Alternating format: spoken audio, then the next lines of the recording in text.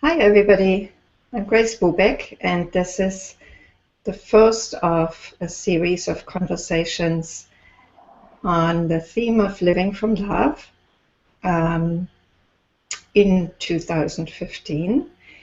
And today I have with me Canela Michelle Meyers. Hi Canela. Hi Grace, lovely to be with you. Yeah. And Canela, thank you for joining us, Canela. Canela has been, sorry, I just need to turn something off here.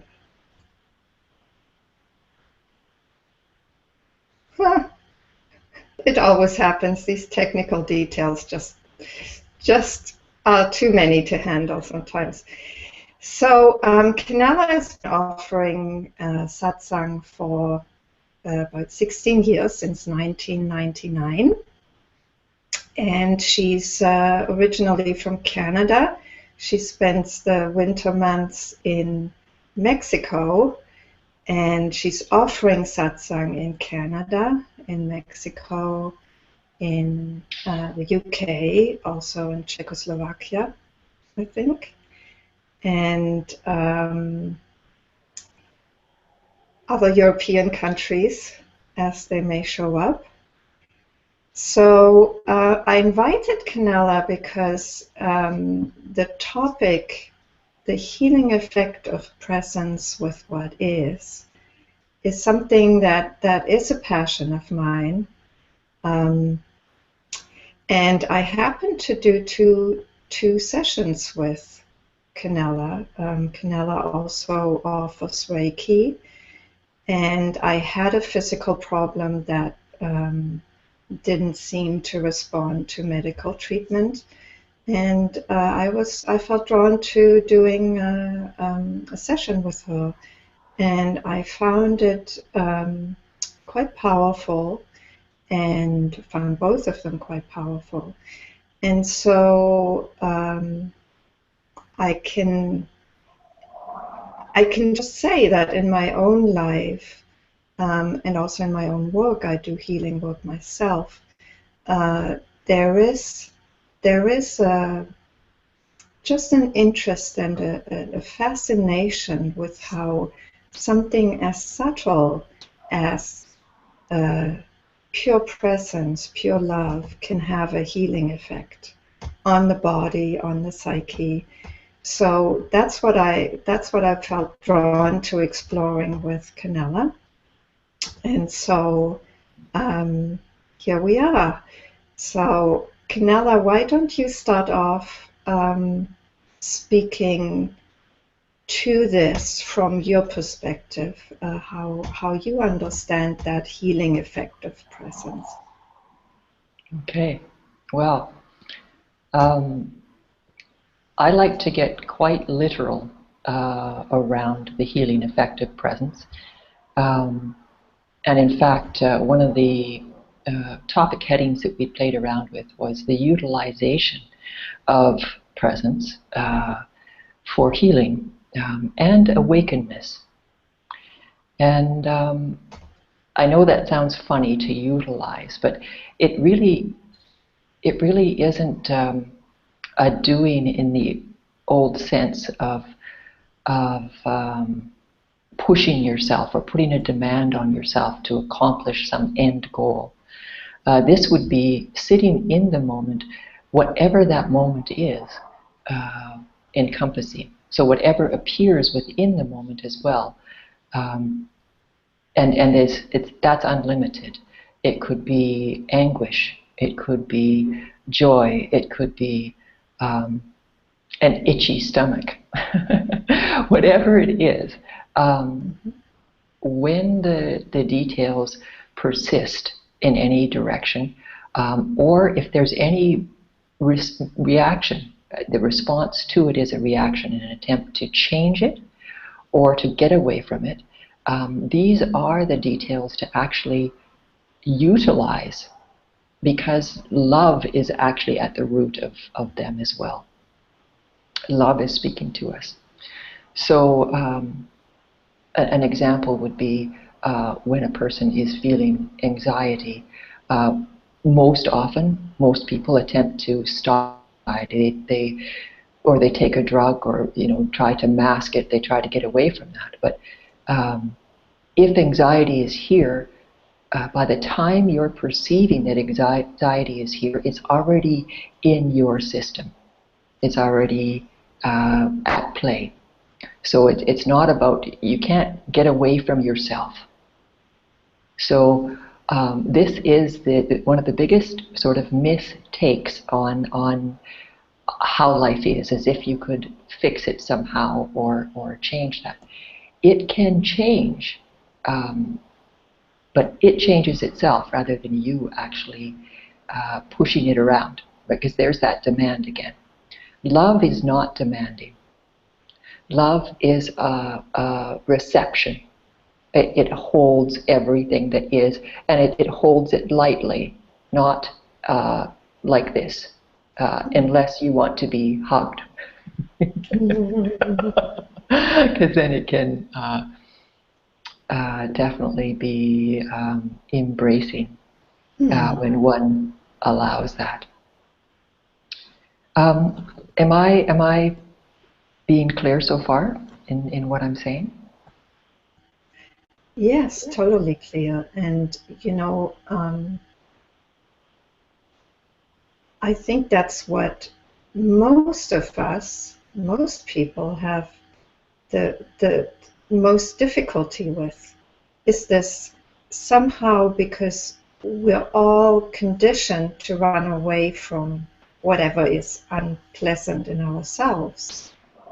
So this move from here is something that doesn't feel good to trying to fix it is so immediate that it's not perceived.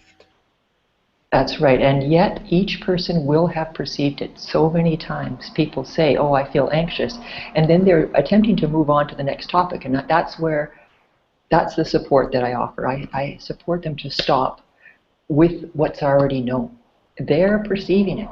If a person is saying, I feel depressed, or I feel a little bit depressed, it's catching on to this. The mind is also present and aware of what's going on. So these little details, they're so obvious when you begin to slow down and look at and see what's actually going on, or what you've been attempting to run away from. Because even the running away then is a gift, because you can see, oh, wait a moment, I'm attempting to run away from something. I'm attempting to get rid of something. What is that? And to stop and just see if you can, instead of running away, sit with whatever it is that actually is already with you. Because that's the biggest part right there, is that perception happens after the experiencing is going on, after the happening itself. So if it's perceived, it's always already occurred. And so it's a matter then of seeing where is the happening. And the happening will be, if you can say, I am depressed, I am anxious, I am happy, there'll be a place where this energetic experience of being whatever it is actually at play in this human system that has been given to each of us, each person personally. So it's really quite an invitation from love to be personally with the person that you are, and get to know this one intimately, to whatever depth, because the depth doesn't seem to stop. It can carry on so far, is what I have found.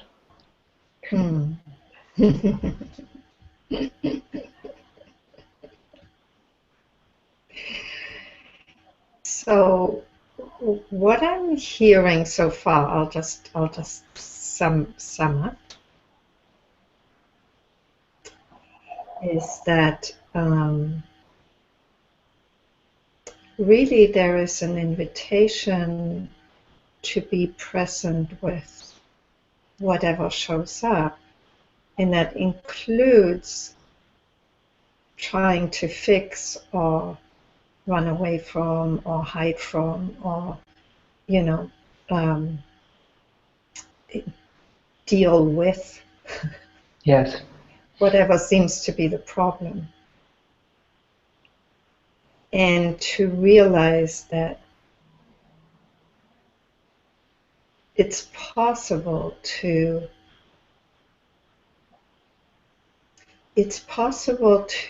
be present to all of it. Yes. In fact, you are present to all of it. It's just that there's so much that's going on in every moment. So many details that you're aware of. It's a matter of where you decide to allow awareness to rest. So awareness can rest with the TV and what's being played there. It can rest in the color of the room between yourself and a TV. It can rest on the felt sense of the couch holding your body. And it can also rest with the energetics of what's at play within this human system, both the mind and the body and the etheric sense, because sensation rarely shows up in the form how the body looks. It's usually a different shape. Warmth in the heart is just a vague sort of area. It's not necessarily in the heart organ, right? So it includes the body. The body gives us a place to sort of look.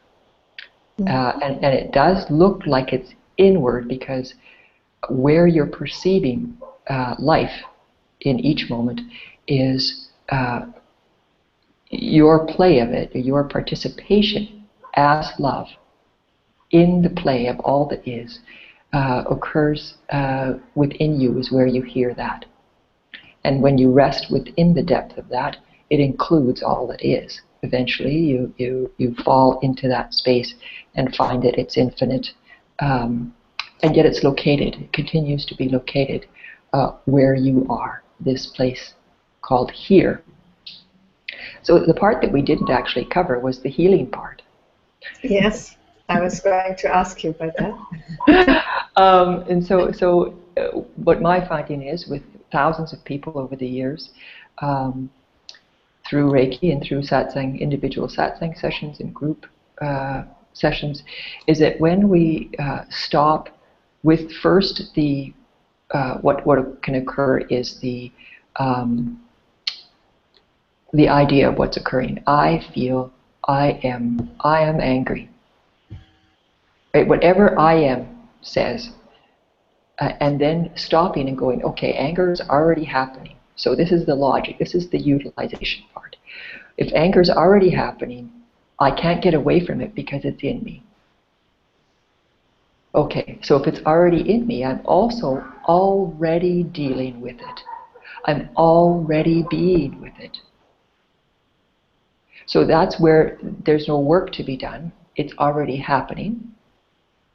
You're already being with the anger.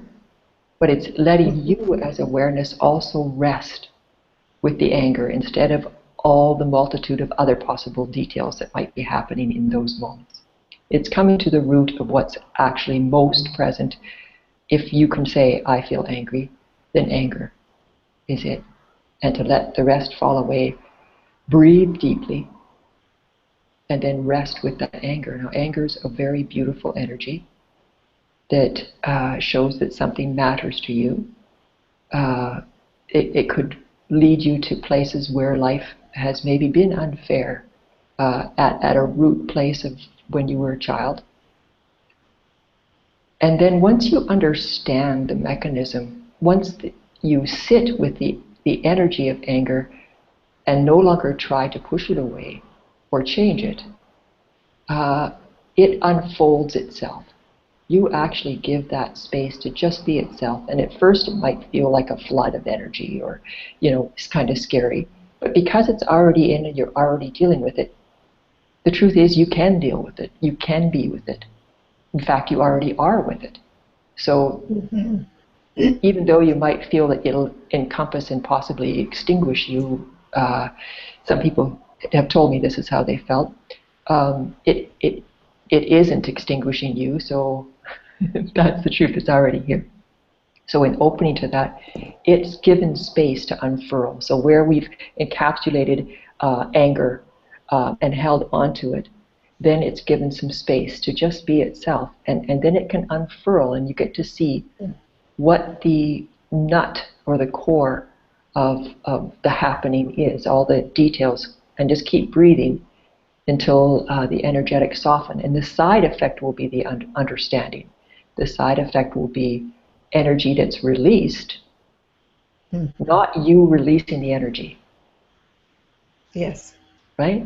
So that's the difference. It's just sitting with it, giving it space and just breathing and being with it. It unfurls itself.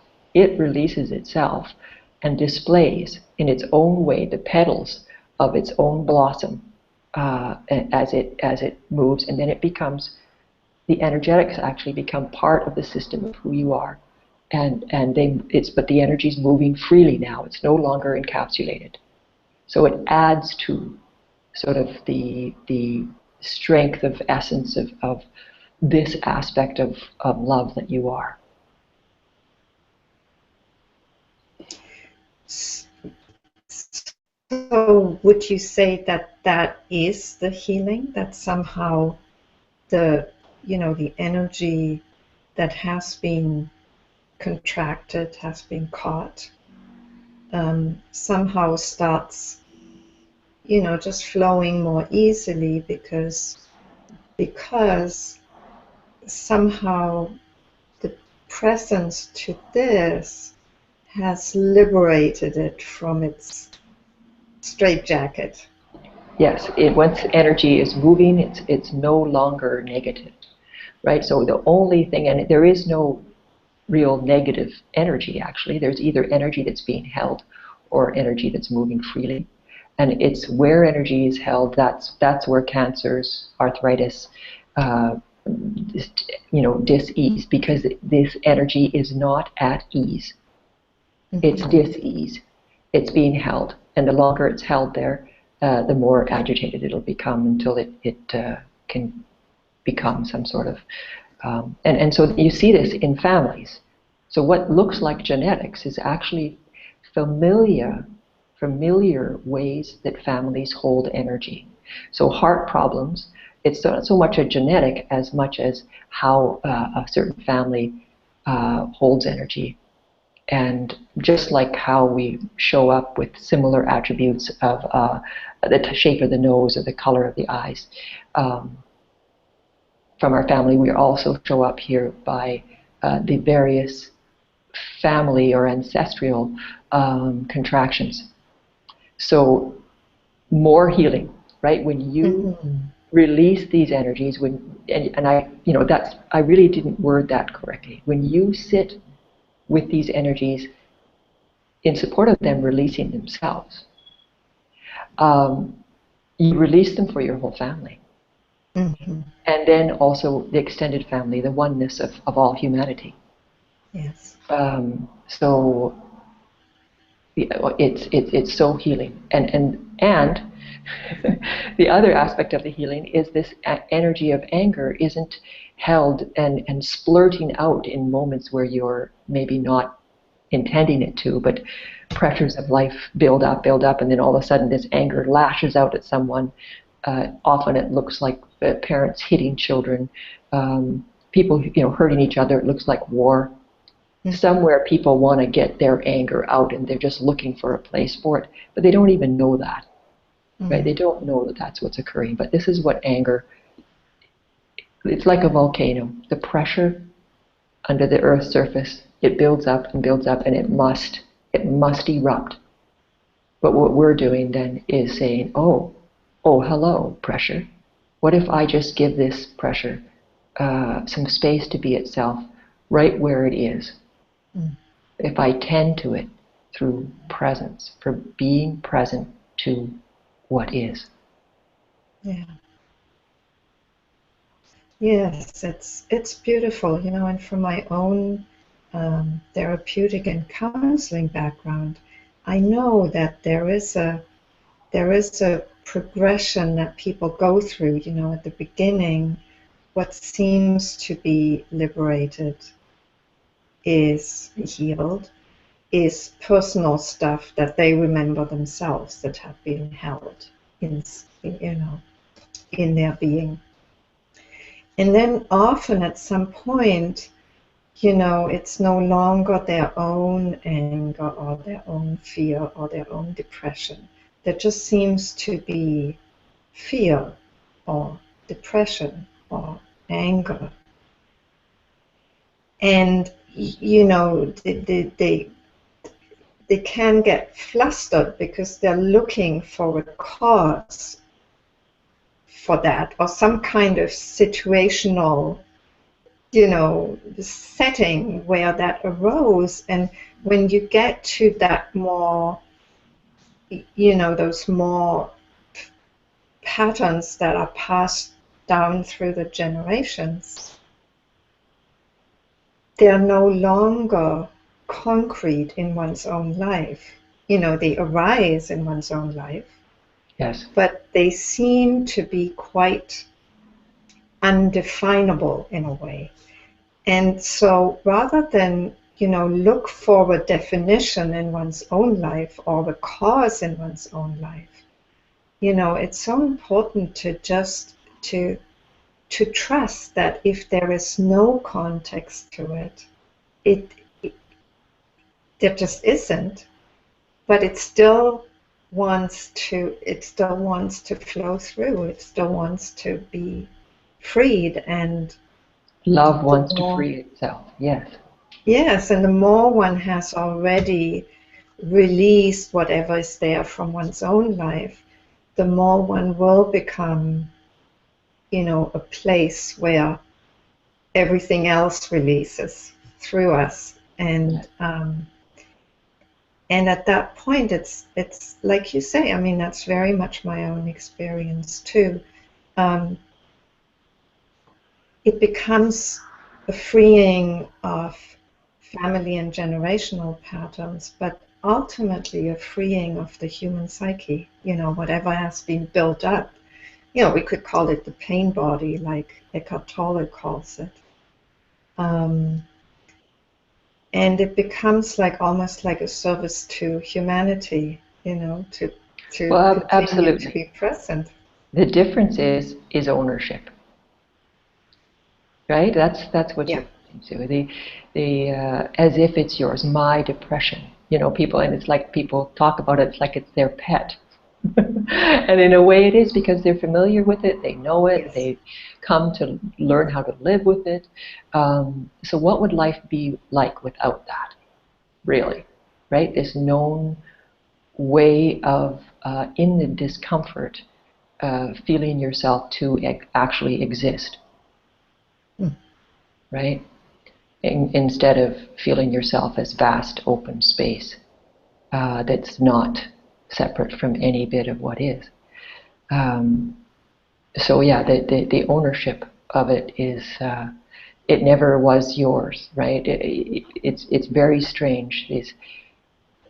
Yes, the eyeball was given to me at some point when I was, you know, a fetus, and it grew into an eyeball, and then, you know, here it is, and it's been mine like this. All the way through, you know. Yes, and it's still here. But it's not mine. I'm not making this eyeball be an eyeball. It's already here. I'm doing nothing for that. And all of what is occurring is like that. Yes. It's already here. It's just we've accepted that here-ness for various aspects of what appears here, and somehow we take it personally.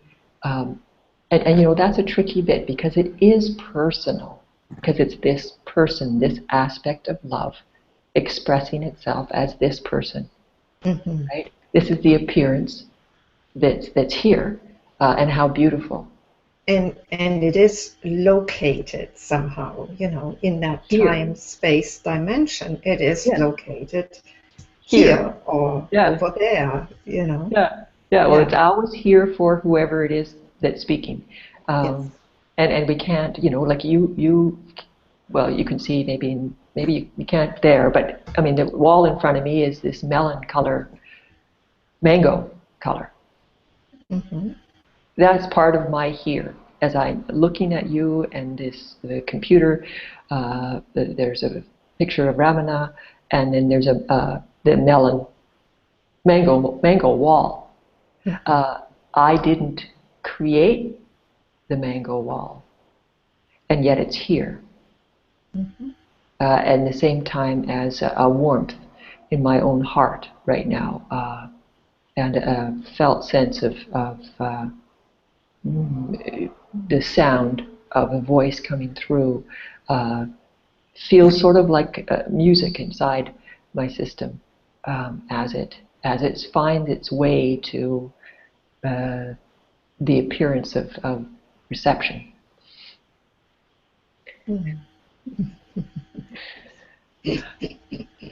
So whereas you're here, right? And there is a difference. So that's the beauty of this vast openness, is that it gets to experience itself personally, but it doesn't Yes. make it yours. Yes. It is in an instant. My finger. I can't say that this is Grace's finger. In a way I can, but if I go like this, I'm the one that's feeling these other fingers touch the finger. Mm. That's all I can call personal, is the experiencing that's happening related to this system. And the beauty is we can talk about it, right? However we're receiving what's going on in our understanding of each other, and how you receive it, and then take it in and have it be with you for a while, and then you share out, right? That's Tantra, Yes. the sharing. Mm-hmm.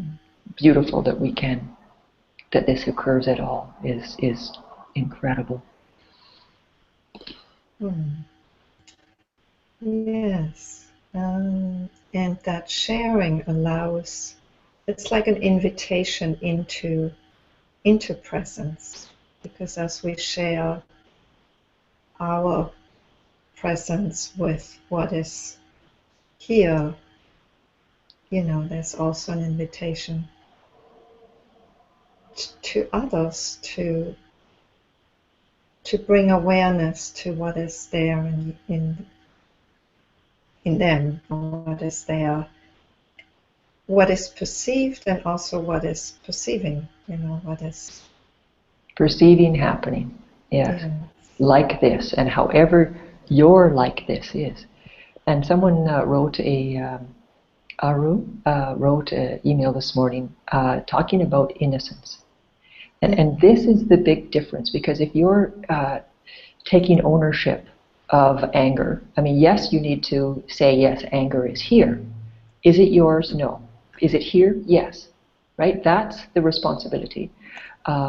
To be willing to be with what's here, that shows up personally, to be with you personally. Otherwise, there's blame. And what she was inviting is to talk about innocence. And that is the innocence. It's not yours. You did not create it. It's not your fault. Mm-hmm. See, so the opposite of blame is innocence. Yes. And it's in recognizing this incredible innocence that's such the truth of, if this could be recognized, I mean, the pain, I can feel my eyes, I feel strongly about this, is how beautiful, this would be my heartfelt wish, that people could recognize their own innocence in the play of love as it happens. With this idea of separate beings, and they did that to me, and because as soon as you're taking ownership, then you also give ownership to others. Yes. And yes, they're responsible to be with what is, and in fact they already are with what is, and they could be with that at whatever depth and ability. But when you recognize innocence in yourself, at home, where you are, then it makes it so much easier to recognize the innocence in others. No one is intending to hurt anybody else. You know, it can be energies firing off, and they just get so encompassing.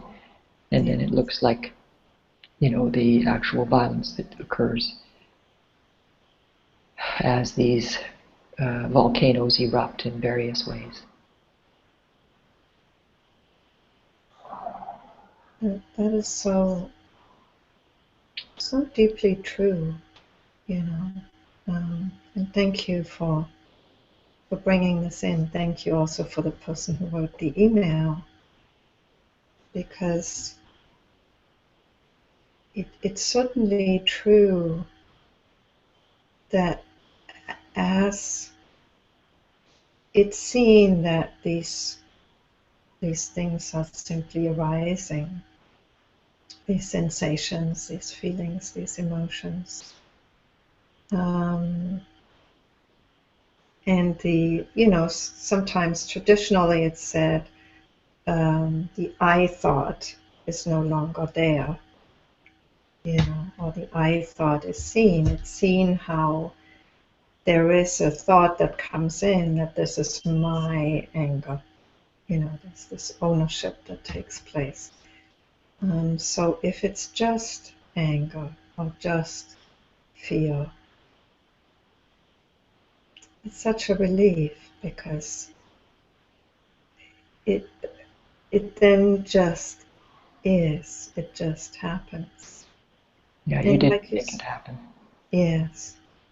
And like you said, then we can let others be innocent too, and stay in,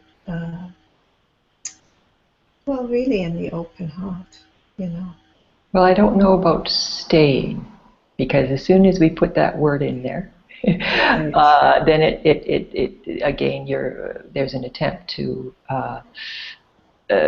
control what's at play, and as soon as there's a staying with attempting, or an attempt to see people as innocent, they'll show you how they're not. You'll be surprised. Yes. However, Good catch. Thank you. Recognition of innocence in the moment, when you can settle down into going, wow, and even when someone is yelling at you, to see that they're completely innocent and hurting, and then there's just compassion. Obviously, the more this can occur, the better. I don't even know about the better, but the better your life will be, and that's what matters, right? Each person being willing to allow themselves the vulnerable recognition of innocence, because it is vulnerable. Innocence is vulnerable. Yeah. And to be that, allow that which you are, without protecting it. Right? That's what a play. Trusting all of life, that life's a friendly place. Yes. I'm wondering, is it the innocence that's vulnerable, or is it just the fact that we are in this human form, this human body? The body is vulnerable, at the emotional level we're vulnerable.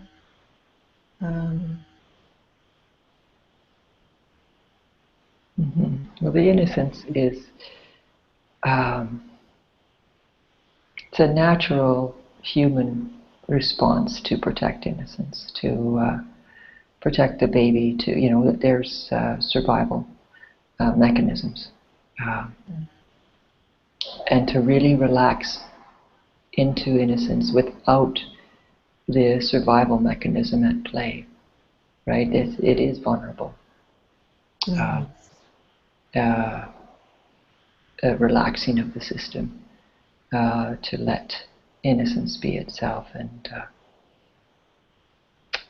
in the experiencing of that. Because, many people will say, oh, I am innocence, I am innocence. And I've even heard people say, I'm innocent. And it's very true. Are they actually feeling innocence at that moment?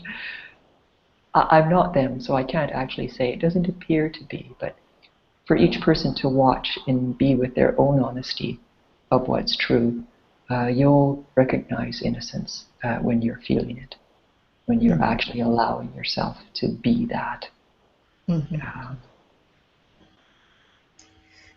So, Canela, I'm going to get back to you on this because it's worth spending a bit more time on it. And as it feels to me, as it appears here, my sense is that the survival mechanism, the protection that sets in, whatever protective moves are made, is a response to the fact that there is vulnerability. And innocence somehow, vulnerability is somehow,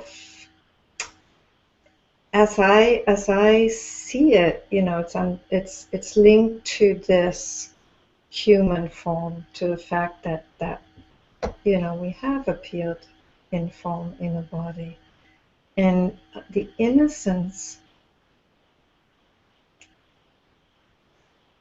is not at that level. The innocence to me is it's somehow just simply realizing that we are. And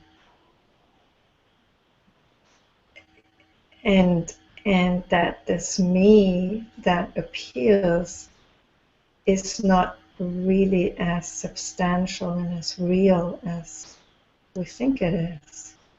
So innocence appears as there's a clearer perception of that, or a clearer experience of that. How would you respond to that? I guess I'm wondering, are you seeing, I think a lot of what the separation and how this is taught through osmosis in our lives is because of protection, and ideas that people can actually have power over us.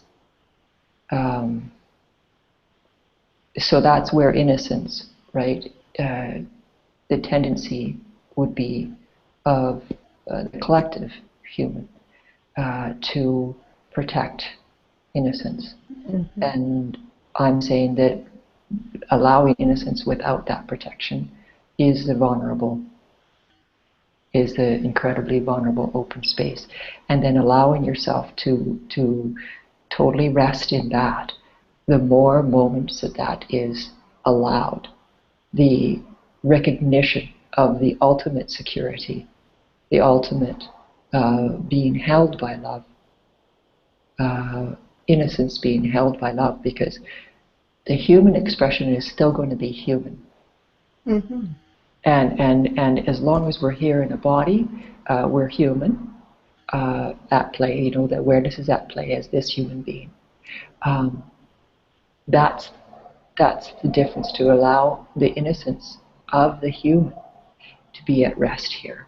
And allowing that more and more until the person becomes more comfortable with being that innocent vulnerability than the familiar, perhaps more familiar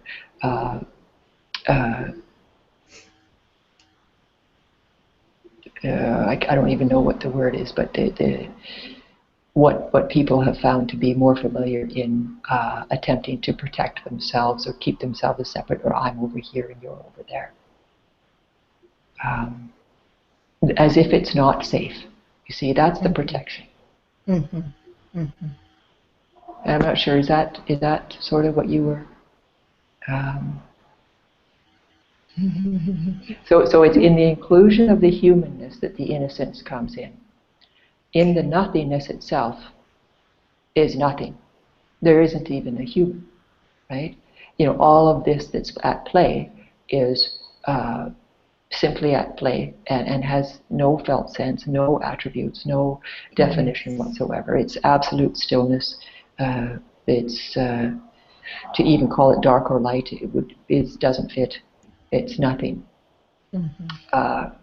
The gift of it, how love plays in it, is that we get to actually be aware and be with this human being in the full embodiment of ourselves as human beings within the nothingness in each moment. This is where the innocence, right? Obviously, with innocence, if a person is resting in innocence, that they actually cannot harm another person. Mm-hmm. No matter what they did, they actually can't hurt another person. They can't. It's impossible. So it's sort of being with the nothingness, yes, wonderful, and it's a very neutral, nothing space. And then love says, oh, what about this? What about this crazy bit of awareness at play here that has been given like this? And all the crazy, horrible, the good, the bad, the ugly bits of who I am, and am I willing to be with all of her? Dare I? Right? Mm. That's love's invitation. Yes. All the way to innocence. Yeah. Yeah. Yeah. I don't know if there was a question in there or whether there was, but at any rate, it was nice what this all brought up. Yes, yes. Yeah. Let me just ask this because it's in my mind, and I totally, I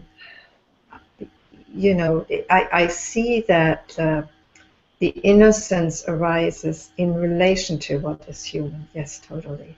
I hadn't quite seen it like that, but as you're speaking, I see that.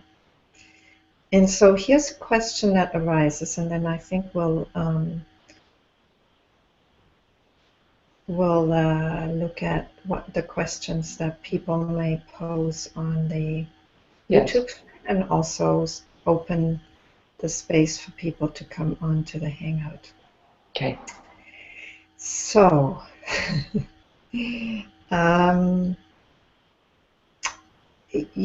often see innocence in babies, children, Yeah. Human beings that are not so fully established in the ownership of themselves.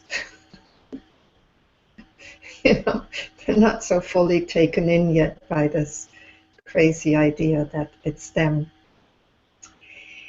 And we feel that, we feel that we experience that innocence, and at the same time, we know the vulnerability that is there. There's an impulse that arises to protect. But is that a protection of the innocence, or is that a protection of the vulnerability? Or does it matter? Does it matter?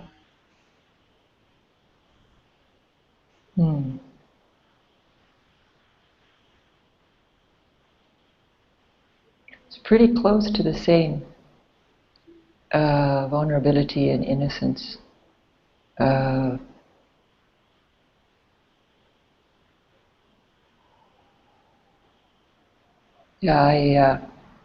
In this moment, if I look directly at the felt sense of vulnerability, instantly I can see innocence as well, and I'm not. There is a slight difference that I can feel. Yeah, innocence does seem to be more connected with that there's a person.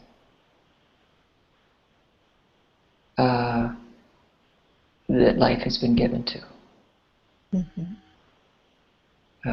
Here, anyway, that's my own experience. It seems to be more lighting up the whole physicality, whereas vulnerability seems to be more of a vast openness, a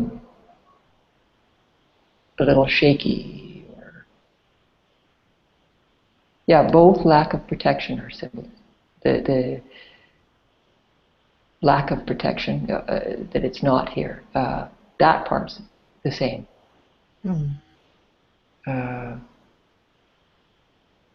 Very similar. Here. But I'll explore that some more, the difference, vulnerability and innocence. And what a delicious, I invite everybody to explore, to see what happens if you invite an experience in the moment to look for what does vulnerability feel like to you, what does innocence feel like to you. Beautiful. I mean, those are equal questions to who am I?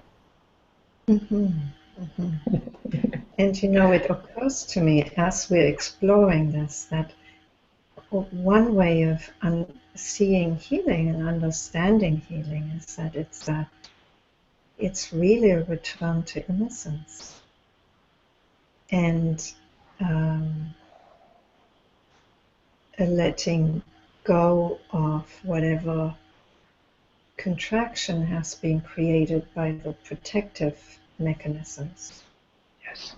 And that does lead us to vulnerability and to innocence. Yes. I mean, I'm filled with a real, just a gratitude, a juicy gratitude about how we can look at the experiencing of being ourselves and use words to point to aspects of what is. Because, I mean, you can't really say what vulnerability is. Yet everybody knows what that is, right? You can't really describe that. It's experienced. And then innocence as well, and all of it. So cool.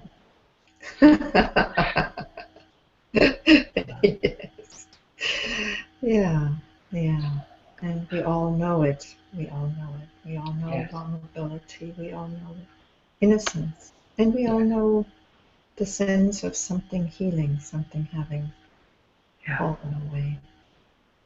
Yeah. So I'd like to open the space up for questions. Yes. I'll take just a moment to allow people to come on to the Hangout.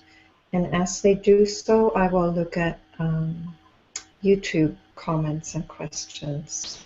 And we'll see where that takes us. So if you want to join us live, now is the time. Please feel free to click on the Hangout link that you find on the homepage of the website, the Living from Love website. And also feel free to ask a question or comment on the YouTube thread. So right now I'm going to look at the YouTube chat. So Wendy says, hello Grace and Canela, it's lovely to be with you and everybody else watching. Holly Baby 25 says, thank you for bringing up innocence. How to allow that without the protection mechanism, hiding that innocence from recognition. Thank you for bringing up innocence. how to allow that without the protection mechanism, hiding that innocence from recognition. Much love and gratitude. And do you want to comment on that, Canela, or can we leave it as it is, as a comment? Yeah, it didn't sound like it had a question to it, just that she was, or was it, yes. that person was appreciating the way to look at it, you know. Mm-hmm. Because yes. even looking for any kind of protective mechanism, what a beautiful exploration as well. Yes. Right? And to see what might show up. Is there, and just ask oneself, is there a protective mechanism? Well, let me look right now, because right now is always the time to look. Yeah. As soon as there's a curiosity, usually the curiosity comes into being because something is ready to be seen. Mm-hmm. Mm-hmm. And actually, you know, my my own way of looking for vulnerability is to just see it when it shows up. You know, I don't even go looking for it. I just allow it to show up. Well, let me look right now. So Sebastian, you need to mute your YouTube thread. There's an interference there. So let me go to more comments here.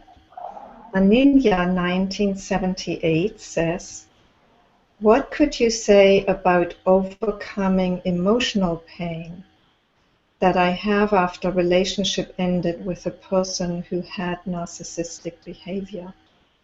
I can see that I needed this to happen to me, but it hurts. Yes. Shall I read this out to you again, or are you happy to? No, that's good. That's good. Two things. It hurts.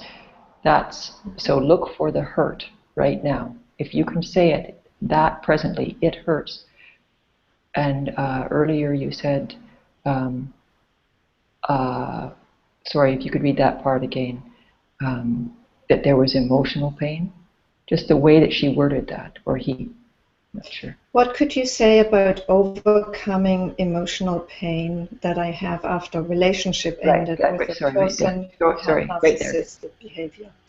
Yeah, the emotional pain that I have. So, you know, there's the I am.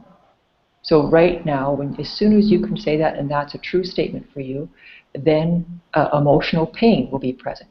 So that's an energy called emotional pain.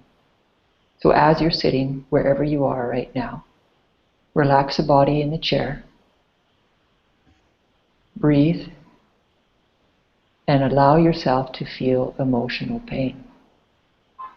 First off, locate where is the energy of emotional pain occurring right now.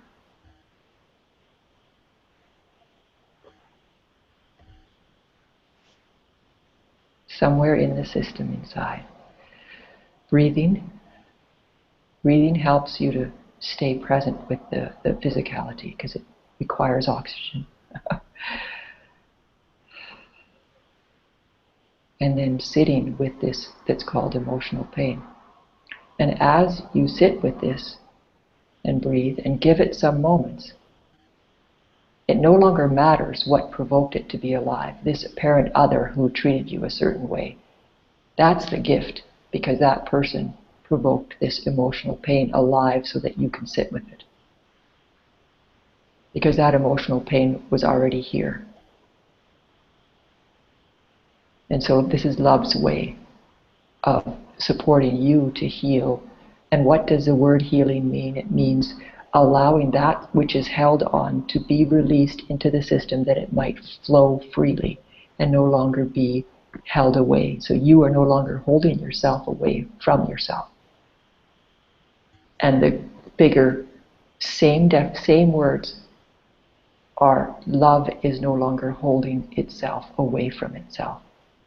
Because you are love.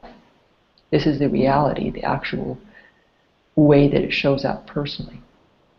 So recognizing emotional pain as love, even though it hurts at the tip-top surface detail. And opening to it, recognizing, okay, so all is love, even this is love, can give you the confidence to relax open and just feel what this energy feels like. And usually it takes some moments of quiet, so I'll be quiet.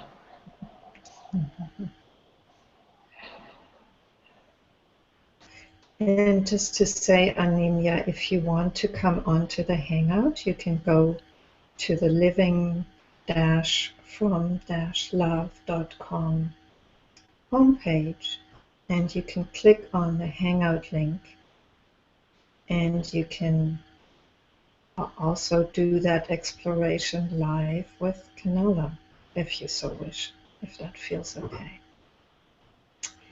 And Penelope was on earlier. You're welcome to join us if you're still here, Penelope, as well.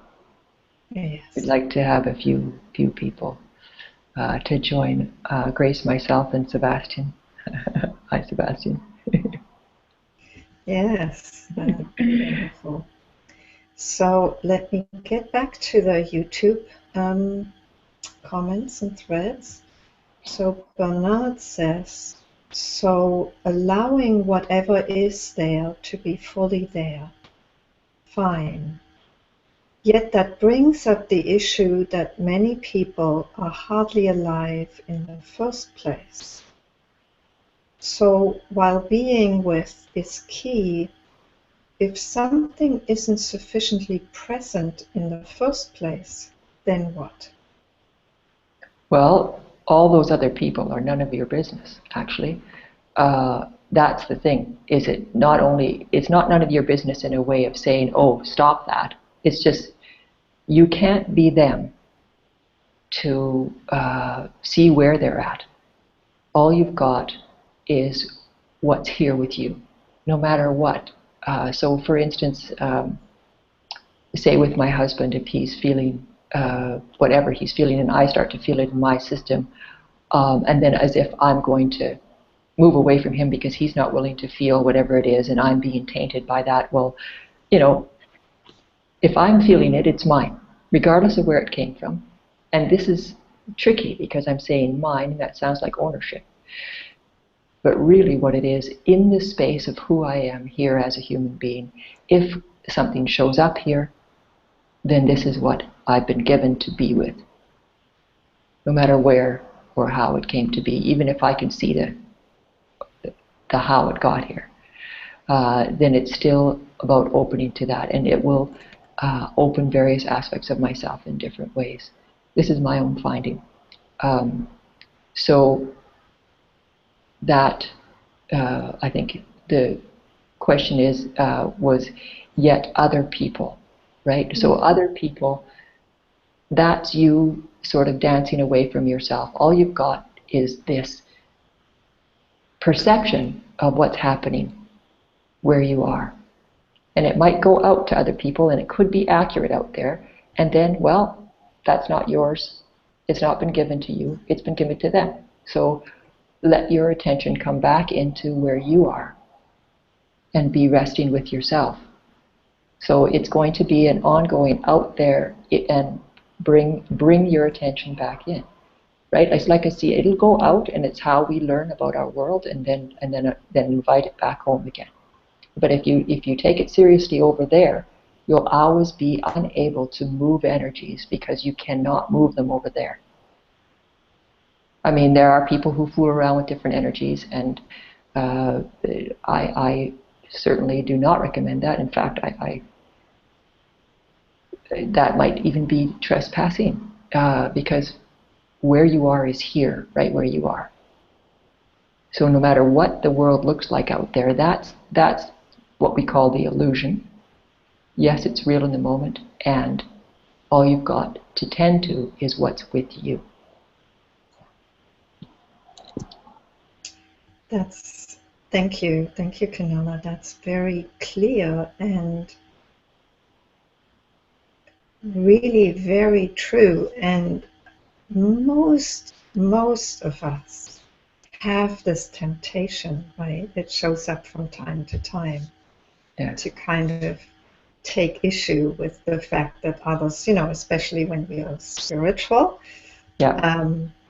you know, there's a tendency to kind of get annoyed with others not being, you Yeah. know, not being so aware. Well, and also leaving ourselves as not able because of the other. And in fact, I wonder if Sebastian could come on because he did respond to. We sent an email the other day, and if it's okay with him, I'd like to speak to him directly about this because it came up in his email. If you're okay with that, Sebastian. Hold on, I'll unmute him. Yes. So, Sebastian, is that are you ready to come on? Yeah. Okay. Sebastian, what I'm referring to, have you been listening to the conversation just up before you came on? Yeah, actually, I missed some part. I guess it's my connection or something, but yeah, I catched many things actually. Okay, because I'm asking permission whether or not I could share one aspect of the email that you sent to me the other day in regards to you being able to speak your truth. Yeah. Yeah? Okay. Um, so, you know, this also to point to both for Sebastian and for other people to feel free to join in your own way if these aspects of what we're working with, what we're playing with, fit for you. So if I was hearing your email correctly, you were saying that you were looking for a space where you could be fully accepted to speak your truth, and you were not finding that with your family. Is that true? Yeah. Yeah. So, Well, well, yeah. Actually, I'm not all clear with all of this, but what the let's say at some level, what if I'm talking about the need that's there, yes. uh, it is of um, expressing myself the more sincere and transparent way as possible. So to And you were finding, I'm not sure whether your who is internet that? cut out there. Excuse me. So I think your internet cut out for a little bit there, but Oh, okay. so you weren't finding yourself received by your family, Yeah, right? yeah. So this is beautiful because exactly how you wrote it and that it's family. So because they're kind of outside of you, which is where the topic comes in directly to what we were talking about here, um, as if it's them not being willing to receive you, there'll be some aspect of yourself that's not willing to receive you. Mm-hmm. Otherwise, it would not show up in your outside play of events, in particular in a way that provokes, you know, you're not liking it and you're noticing it. Because, I mean, it might be there, but if it doesn't have any effect, it doesn't have any effect. It comes and goes like a cloud. But if it has an effect, then it's time to, oh, okay, let's look at this. Let's look at this play of details and bring back your attention from your family who's not being willing to receive you in your full, clear truth. And let's look inside now. If you breathe, feeling the chair where you're sitting, and look for any energy that's not willing to receive you. Just now.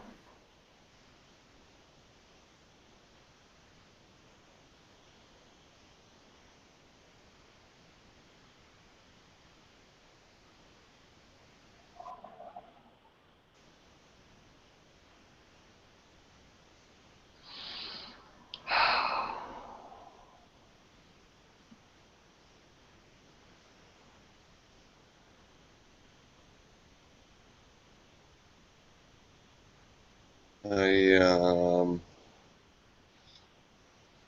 I cannot touch it. I cannot locate it. Actually, that was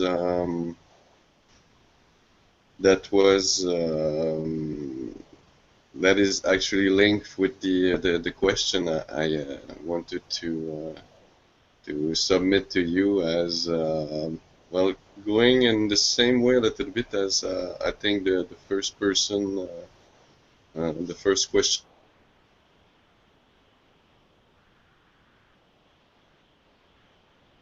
I with the emotions that are in me and all the scenarios and stuff. For me, in my experience and where I'm there with it. It's something that's running in my head. So and even the emotion seems mostly to be happening in my head, and I can I don't I'm not able to. Hello? Yeah, I can hear you. Someone else has just joined us on the Hangout too. Me and all the scenarios and stuff. So yeah, I'm just I cannot feel it. I cannot feel it in my body. So I uh, You're cutting out a little bit, Sebastian. my scenarios and I mean, I'm missing part of what you're saying because you're cutting out. I don't know whether you may need to just stay with audio. Does that work, Grace? If he stays with audio but just turns off his video so that he has more bandwidth just for the audio? Yes, that's a good idea. So, Sebastian, I'll cut your video, and that way I don't think you'll cut out as much. Yeah, and Is that actually, okay? if you can cut your own video without, but keep the audio too, can he do that or no? That doesn't matter because actually, you know, Oh, it's usually the upload of the video image that's. okay. Okay. Can you still hear us then, Sebastian? yeah, Okay. So if you would, yeah. uh, So so all it's kind of all I'm in touch with is the scenarios, and I'm not able to get in touch with the sensations in my body. Then I have the it's like as I'm not able to consider it as an energy, you know, right, as right. Okay. So what about, because you see, it's in your words. All I'm doing is following what you're telling me. yeah, And you said that you were in touch with the scenarios, yeah. right? So even that, even though it's a generality, look inside to see now, where are you in touch with the scenarios?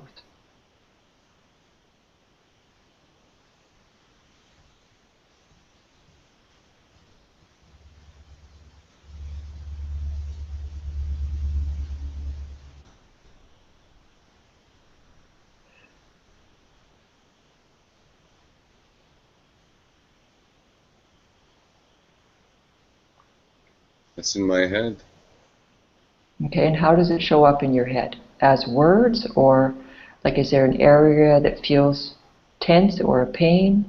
Describe what you're feeling in your head. Yeah, it's as words. It's words, okay. So, and is there any felt energy at all? Because see, there needs to be some sort of energy or else it wouldn't bother you.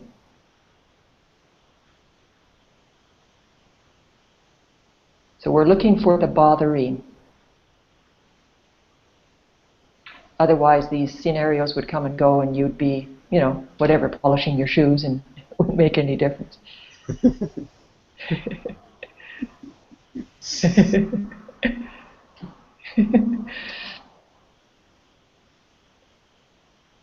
What do you feel in your body right now?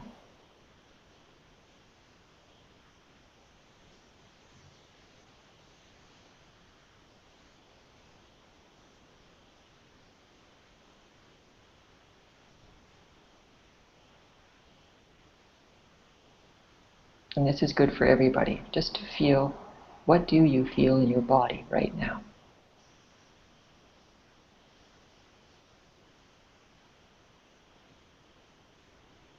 It's also support to Sebastian in seeing and feeling his body.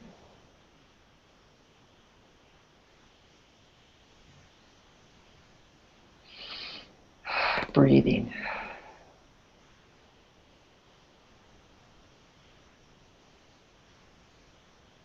So what are you feeling in your body, Sebastian?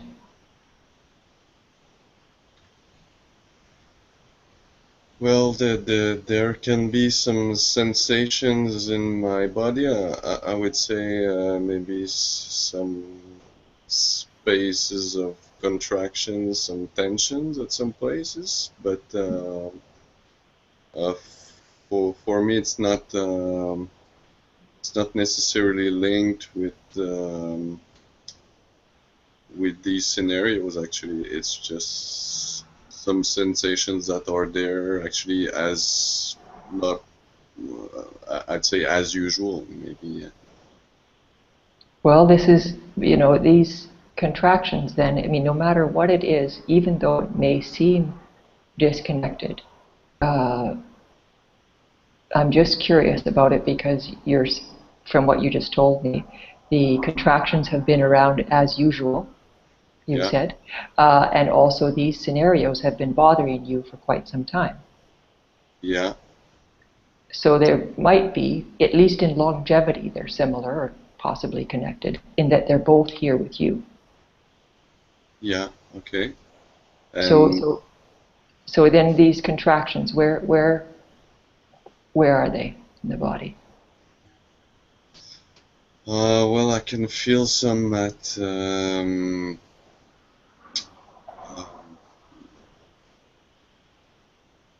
on my upper back, Mm-hmm. so at the base of my neck. Yes, There's some point there I can feel. yes. So it's And interesting, just to add now, because you working with energies for so long, it's you're speaking about being able to share your truth, and where you're pointing to this contraction is around the fifth chakra, which is about communication. The upper back and the back of your neck is just happens to be. So, there's this another little bit of a clue, not to decipher things as you go along, but just in mhm, support of your perhaps just softening into the possibility that this might be. Not to say that it is, because you're always the one that knows about you. I can't know, right? I'm only pointing things out as they rise. mhm. And actually, to go in the same line as what you point to, Yes, um, there there are some sensations, some tensions that are there too as usual. Actually, since a long time, that yes, are some kind of pain in the back between the heart and well, let's say from the heart up to the up of the top of the neck, let's say, yeah, the base of the skull. Yeah, the base of the skull. yeah. So So it's just relaxing open to that. If you can allow your shoulders to relax a little more, and I can feel it here in my body with you. And I can perhaps feel it too. Gracie too. Yeah, great. Yes. And maybe more people actually we're in this with you, Sebastian. So you get to relax and allow the support of everyone being with you as you explore this energy together. Breathing As you speak your truth. as you speak your truth. Yes.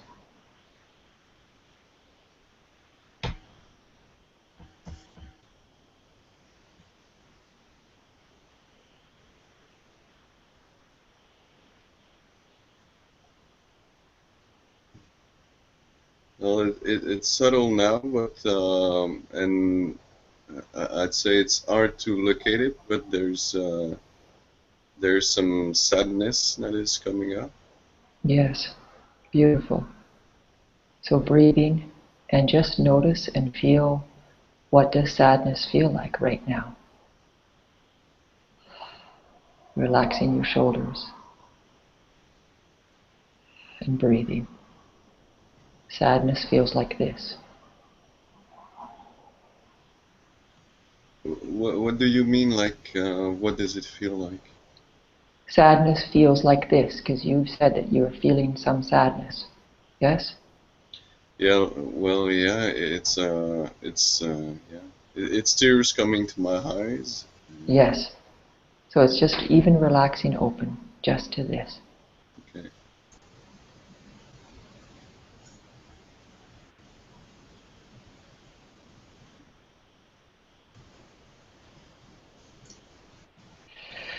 And breathing.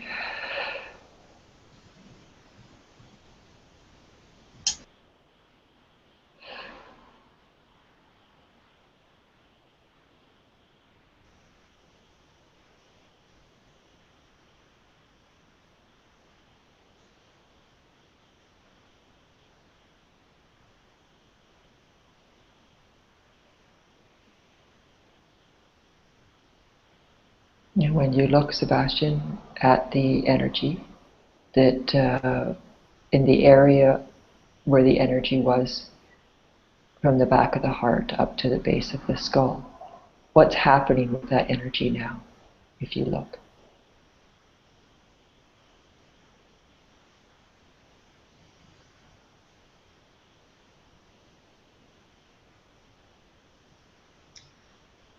It seems almost the same. Mm-hmm. Almost.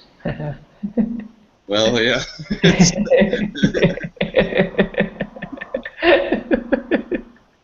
Oh, yeah, it's getting a bit subtle, so it's, I'd say almost, not to say all, but I don't know. So yeah, it Yeah. seems the same, but I'm not. I couldn't say for sure. Yeah. So these sensations in the body, especially if they repeat themselves, they're just the same as scenarios on the outside of the body. It's like an invitation. Even if it makes sense, like, I was in a car accident, I hit my head and had a concussion. So of course there was pain and you would say, okay, well, take an aspirin or whatever, but instead to open up to the pain and relax open to just feeling what's already here, even when it's that, even when you're used to it. To say, okay, I wonder what this is about. Now in this case, because the energy from the back, from your heart chakra up to the base of the skull, inclusive of where passion rests, usually at the front of the chest, the front of the shoulders here, the collarbone area, and then the base of the skull, often a letting go point, but encompassing the fifth chakra of communication. It makes sense that, of course, your heart will never leave you in the love that you're here to speak, right? Can you explain that? Well, your heart is involved, Yeah. Yeah. right? Yeah. And in your love loves itself and wants all the space in the world for love to be received. And in a way, it seems like that's what the human opportunity is. How can I support myself to share my own heart? As far as, and it's not an ownership heart, it's the love that speaks from here.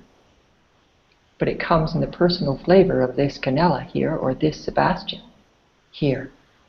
And that heart is so precious because it's the connection to love, right?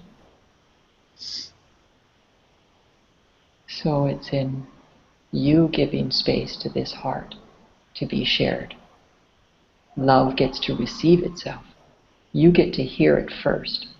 It really doesn't matter whether anybody else hears it. It's important that you hear it, that you get taken by your own heart, that you fall in with love. here with you first. And the others that appear in the outside, they either will or won't join in with you. You don't get to say. And as you say this, isn't it not even well, as I hear that, isn't it even not important or necessary to communicate what's there to others? And it's what the only important thing. The only important thing is to be with ourselves. Is that it? With what's there? Well, that's a side effect, right? So being with yourself might also say that you dare to write a blog, or you dare to share photographs or artwork that you've done, right? Because your heart says, oh well, be honest with yourself, you really do want to share it. And it's it's everybody's own way to allowing themselves to be that vulnerable. So what you're coming up with in the way of a full sharing of your heart is the ways that you stop yourself by saying, oh, because my family doesn't receive this, it's not receivable. But the beauty is that you get to receive it.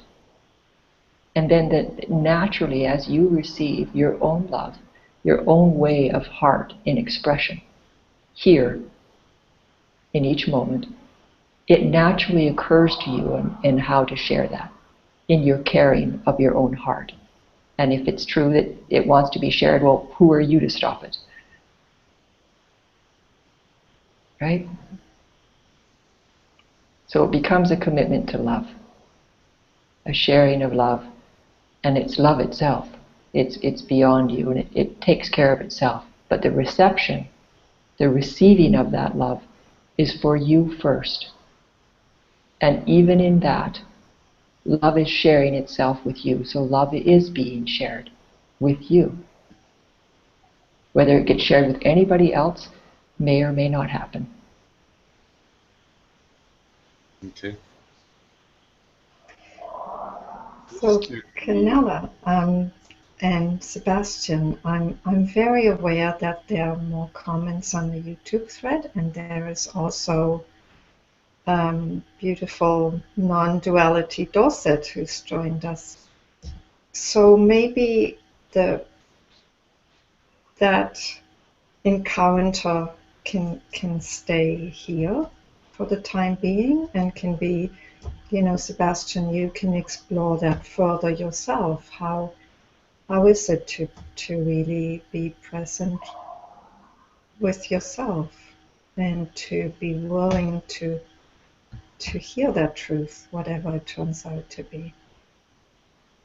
How do you feel about that, Canela, and how do you feel about that, Sebastian?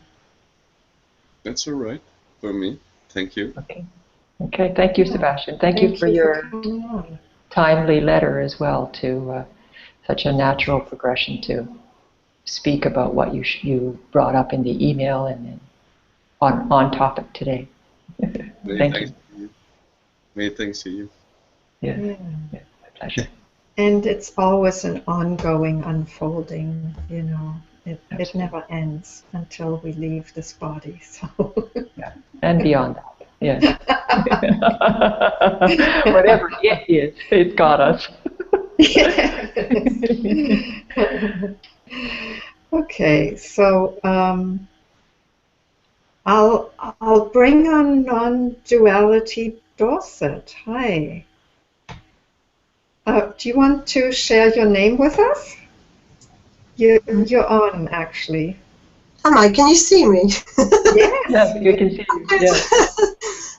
Actually, I'm Tara, and I'm going to be speaking with Canela tomorrow. Yes, hi Tara. Pleasure to meet you. Hi.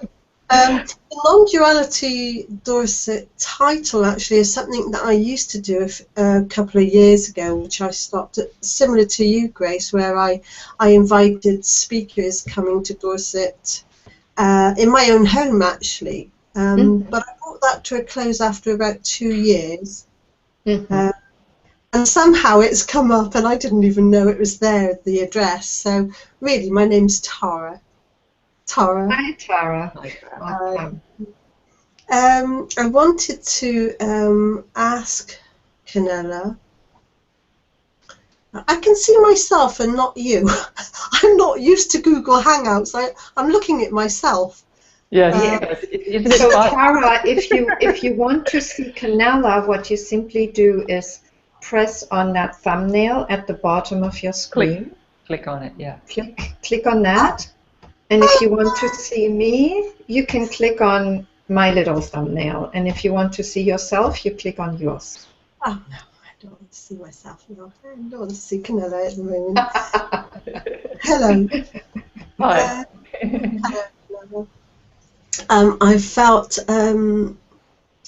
something just came up tonight that I wasn't aware of I was going to ask about tomorrow, and because there was a feeling there, and I know it's quite a big issue for me, I want to do it now. I want to address it now. Yes, yes.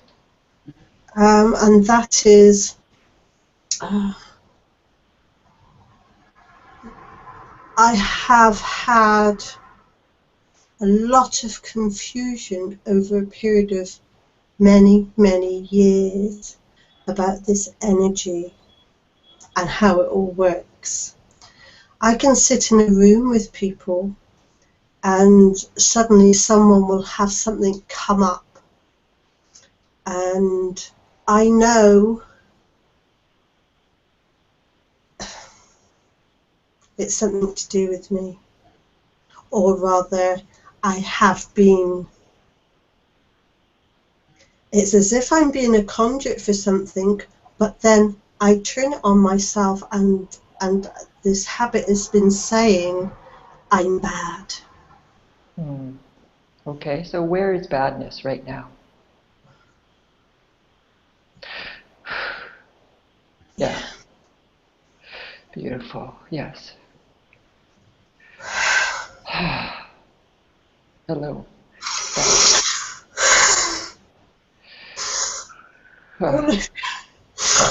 Yes, all of you.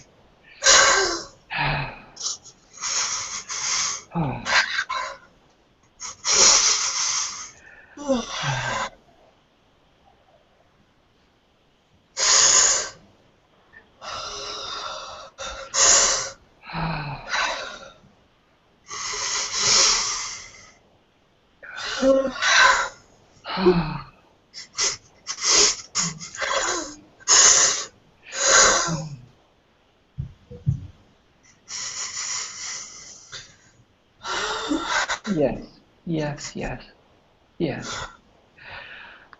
All the space in the world for bad happening.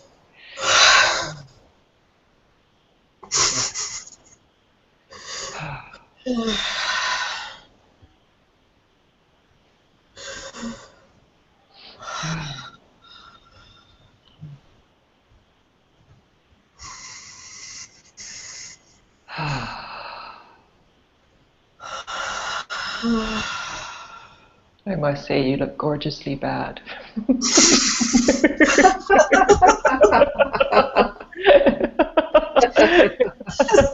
If you click on your own picture, you'll see this how beautiful bad is being. Suddenly I had this like, I'm bad. You're bad. She's bad. She's bad.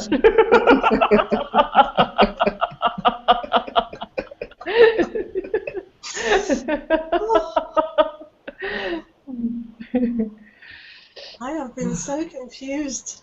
You know, I have been so faced with the most mystical messages of trying to show me what this energy is all about, which have just sent me a little bit mad because I'm just suppressing it all the time. Used to. Yes. Yeah. No, it's tricky with the psychic abilities and intuition. You know, when there's just so many possibilities about what everything can be, and just to narrow it right down to what's with you, like that and be able to say I'm bad and then just open to badness itself. Well, what the heck, you may as well, right? Enough's enough. Yes. Yeah. And then it's not so bad. It's weird. Yes. But it It can is. come and go. You know, it can traipse back and forth across the feeling of it, you know, because there's not a lot of human beings that are willing to feel bad. That's why it's so tricky to be with. So thank you. Utterly. Like incredible gratitude. Thank you. To do this like this on air where other people might understand that it's okay to be bad.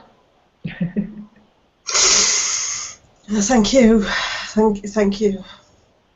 Oh, my pleasure. Absolutely. I don't want to hog it, but can I ask another thing? Yeah, okay. Hoggy.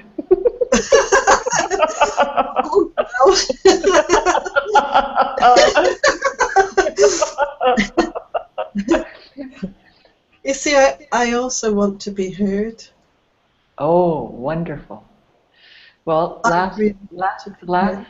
video was, I think it's over 1,000 people or 1,000 times watched, right? And this video now is going to be available. And so, yes, you are being heard. I don't know by how many people. Grace, do you know by how many people right now? Right now there are 29. Okay, so 29. But there will be many more. Yes. And so, first off, there's a space now to be heard by us that are here. So what would you like to say? What would you like to be heard?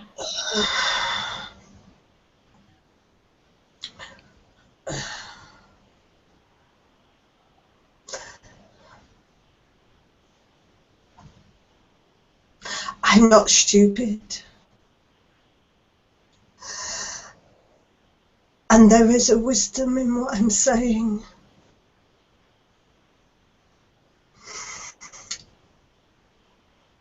And it's not my fault that you can't hear it, or you can't know it or receive it. Who's you? The world. The world. Okay. Anyone, just anyone that I come across, anyone. Yeah. Okay, so looking inside now, where is there a part of you that doesn't want to hear you?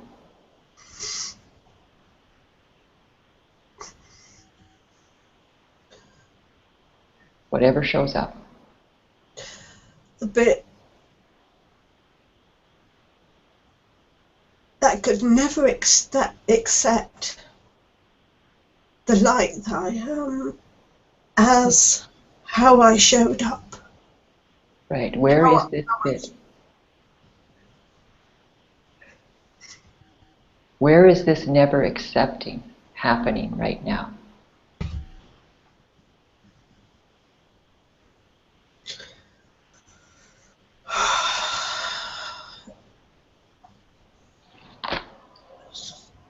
In my body, do you mean?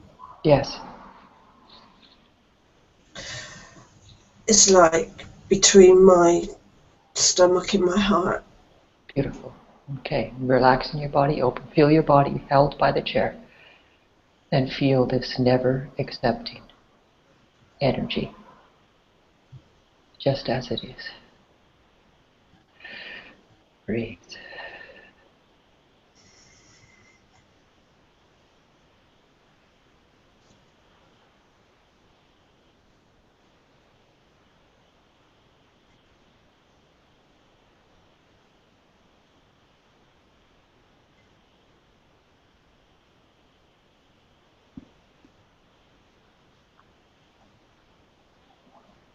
I'm struggling with this one. Where's the struggling? Where's the struggling energy? Feel that struggling happening. That's okay too. Struggle happens sometimes.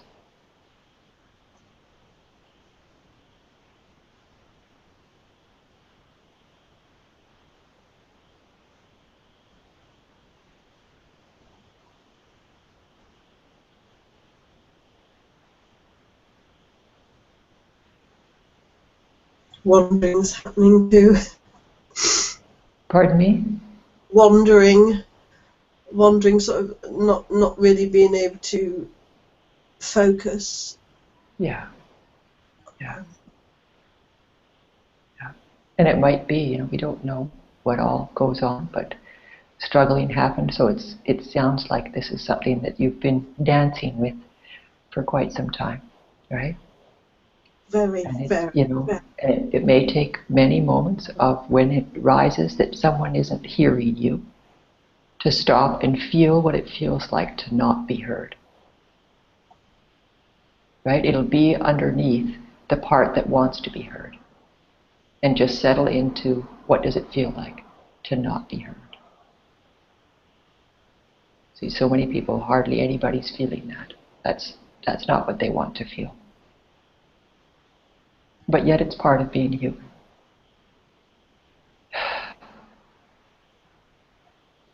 It's just like I'm not seen. Just not Yeah. seen. Mm-hmm. Yeah. I've spent about 30 years trying to get rid of this me, and now this me wants to be seen. Beautiful.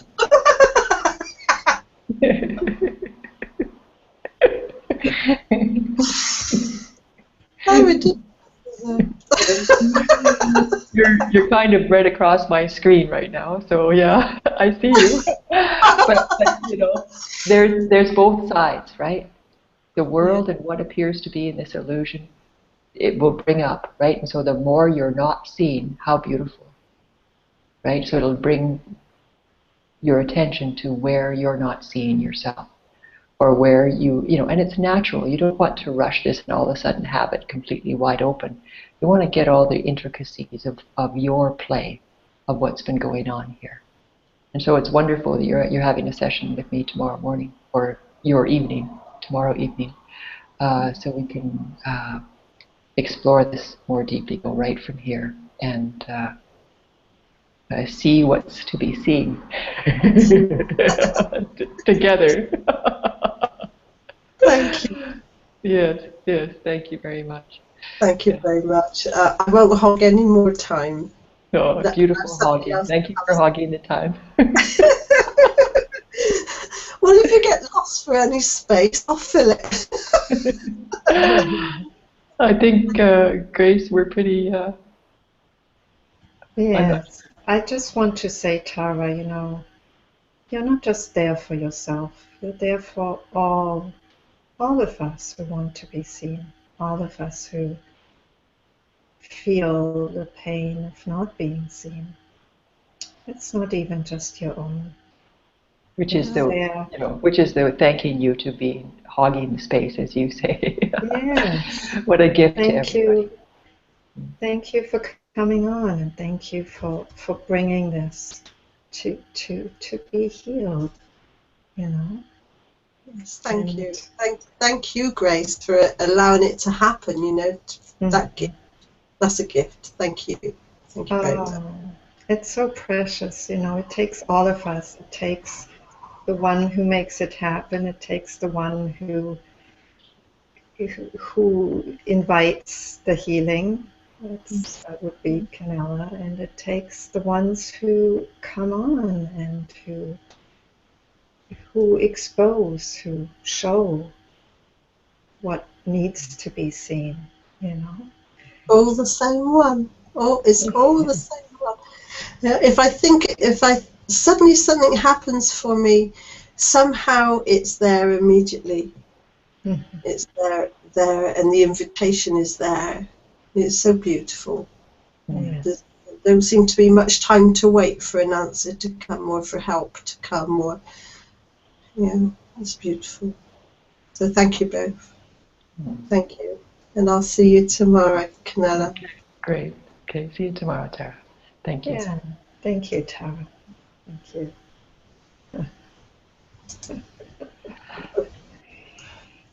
So if you would like, you can stay on, Tara. You can stay on the Hangout. I'll just mute your phone, your microphone, so that there's no sound interference. Okay. Okay. Thank you. So, we don't have much time left. I'd just like to go to the YouTube thread and see what else may be there as comments. I will do that now, Canela, and then you can respond to that. So let's see what.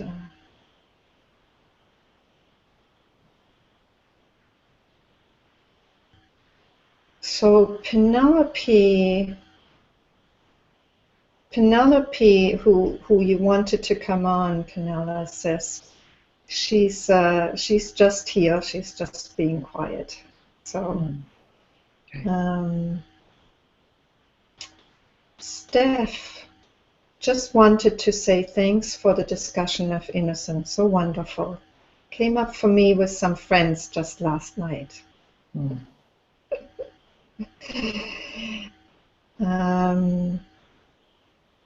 And Dominic says, fear, anxiety is a biggie for me. Fear of change, survival, of death, of no ground beneath the chattering mind. It's good to acknowledge that, Dominic. And Canela, I'm just going to go through the comments and you see what you want to respond to. Well, I can't see any of the comments. Yes. Oh, sorry. That's why I'm reading them out. Oh, okay.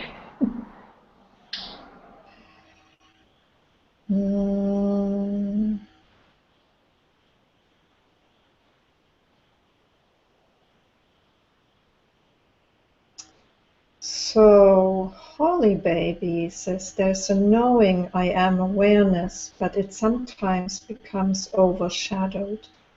How can this resting as awareness in the body be more cultivated? Is there useful practice?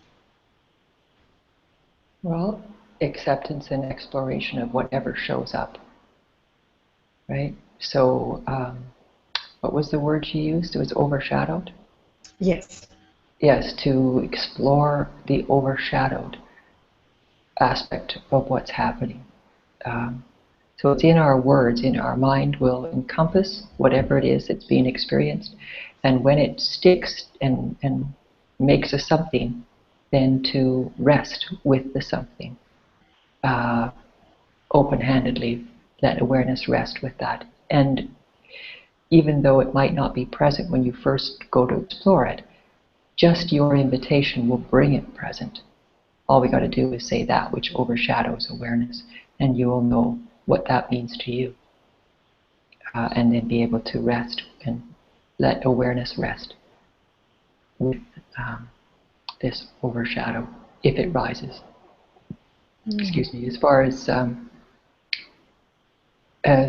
you know, it seems to be quite tricky for many people that they imagine the open vastness to always feel a certain way. And yes, it does, but it's at the root of all of which occurs, even overshadowing. So any idea that it's not that is just an idea, and it's about relaxing open even to this, no matter what it shows up like. Because all of it is awareness at play. There isn't anything that's going on in any direction at any moment that is not part of what is. It's impossible. So, but relaxing open, and relaxing open, you know, relaxing open while you're moving, not always just in meditation. As you move, you know, if your hands right now are touching each other, awareness resting with the felt sense of your hands touching. You know, how the chair holds you, the sound of a voice and how a voice comes in. All of it, whatever's here. While walking, while talking, while doing paperwork. You're with it all already. It's just a matter of opening to that which you are already aware of as it's happening. It softens the whole experience of being alive. It also can intensify it because other bits and pieces that may have been waiting for more space will rise in the opening to be met.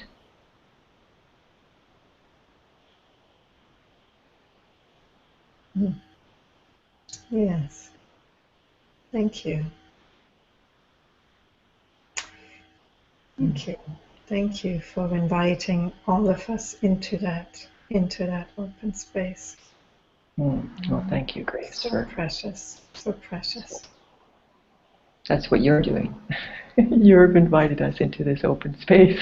It's exactly your actual container of creation, graces. Yes. Yes, I'm playing my part in it too. Yeah. Yes. So maybe I'll just read out one more comment from Matilda. She says, "Hi, Grace and Canela. Thank you for this living conversation. It is great to discover you online."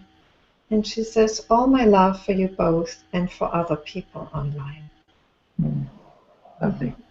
And yeah, just to spend a couple of moments too with the inclusion of everyone who's listening right now. That yes, well, you're experiencing yourself from whatever part of the world that you're in, and also this wonderful mix of energies that we're sharing right now. You can take, a moment. If you could apply a movement of energy to whatever aspect of your life that you would like support with, just simply say so now to yourself. You could say it out loud if you wish. And then once that's done, see, the energy is listening as well. All of consciousness is conscious. And the whole play of it is aware of itself. So we can say how we'd like some of the paint of the movement of this energy applied in whatever aspect of life we would like. So just take a moment, look to see what aspect of your life you'd like support in.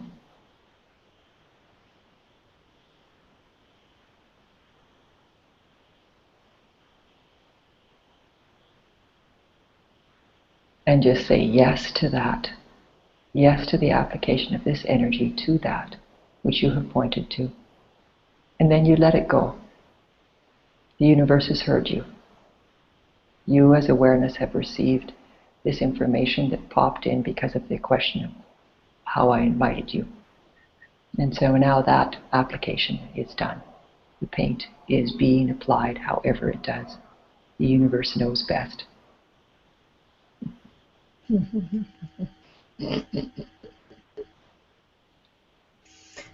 And it's okay to ask for healing. I mean, it's okay to be very specific and to say, Yes. I must be healed. Yeah, for healing, for abundance, for aspects, court processes, anything human. Your dinner tonight, or your lunch, or your breakfast, wherever you are. We're in this all together. And, yeah. Yes. So thank you so much, Canela. Thank you, Tara. Thank you, Sebastian. Thank you, Matilda and Steph and Penelope and Wendy and Bernard and everybody else who watched on YouTube. And I just like to say that your donations are very welcome if you feel moved to do so. There are some expenses with bringing this to you freely and without charge. And the next event will be on February 15th. It's called Love Live, and it'll be an invitation to all into love, to share the love. It'll be more like a community event. and we'll see what this is like. And there may be some surprise guests also. The details are not settled yet. It's a relatively recent vision that I'm following there, but we can make a note of it. If you're not on my mailing list, please go to, and you'd like to be on it, please go to living-from-love.com, and you can you can subscribe to the mailing list if you go to the subscribe button. So thank you again for joining us. Thank you so much, Canela. Thank you. Thank you to all of you. We're in this together, and We are. we're joining in the heart. So until next time, bye-bye. Bye.